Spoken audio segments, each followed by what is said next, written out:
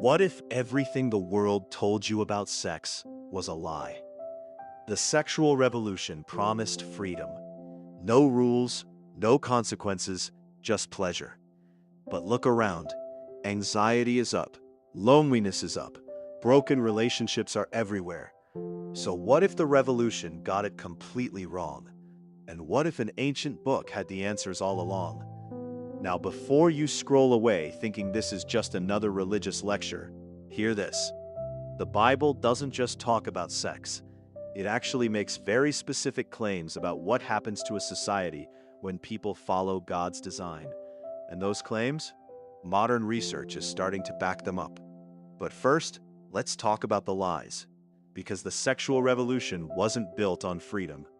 It was built on at least 3 very convincing falsehoods. And once you see them, you can't unsee them. Lie number 1. Sex is just a leisure activity, just a biological function, just fun. And with birth control, no consequences, right? But deep down, everyone knows that's not the full story. Here's a funny proof. Ever notice that Hollywood now uses something called an intimacy coordinator for sex scenes? But there's no dinner coordinator for dinner scenes. Even Hollywood, which is about as far from a church as you can get, admits that sex is in a category of its own. They may not call it sacred, but they know it carries weight, meaning, power. And honestly, that's not too far from what the Bible has been saying all along. Genesis 2 verse 24 says, "That's not casual language. That's covenant language." Lie number 2. Men and women are basically the same. Now this one might ruffle some feathers, but stay with the facts. Over 90% of sex offenders are male. If men and women were truly interchangeable, that number would be 50-50. The reality is, men and women are wired differently. Different drives, different emotional needs, different ways of thinking. And the Bible affirmed this long before science did. God didn't make men and women identical. He made them complementary. There's a difference. Lie number 3. Consent is all that matters. Consent is absolutely necessary, non-negotiable. But consent alone doesn't make something good.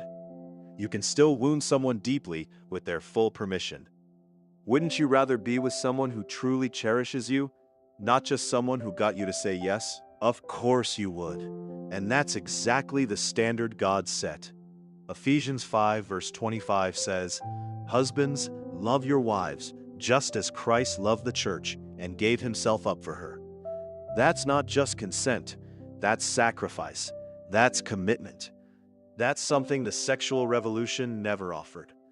So what does God's design actually look like in practice? From Genesis to Revelation, the Bible teaches one consistent message. Sex is a sacred gift designed for one man and one woman in a loving, committed marriage for life. Research actually backs this up. People with one lifetime sexual partner report the happiest marriages. Societies that embrace this model see less domestic violence, less child abuse, lower crime rates, and stronger communities.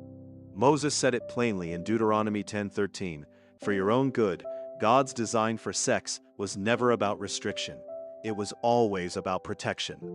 So here's the question worth sitting with. What would the world look like if everyone actually followed that?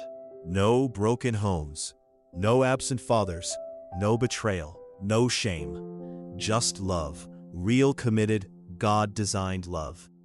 That world sounds almost too good to be true. But maybe that's exactly the point. Maybe God wasn't trying to make something from you. Maybe he was trying to protect something for you. Proverbs 19 verse 23 says, "The fear of the Lord leads to life. Then one rests content, untouched by trouble." Not a life of restriction, a life of freedom, real freedom. So whether you've made mistakes in this area, and honestly, who hasn't?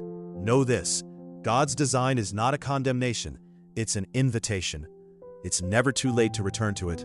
And if you found this video valuable, share it with someone who needs to hear it. Because this is the conversation the world is afraid to have, but we're not. Don't forget to click the like button and subscribe to Bible Fortress for more scripture-based content that actually strengthens your faith without the fluff.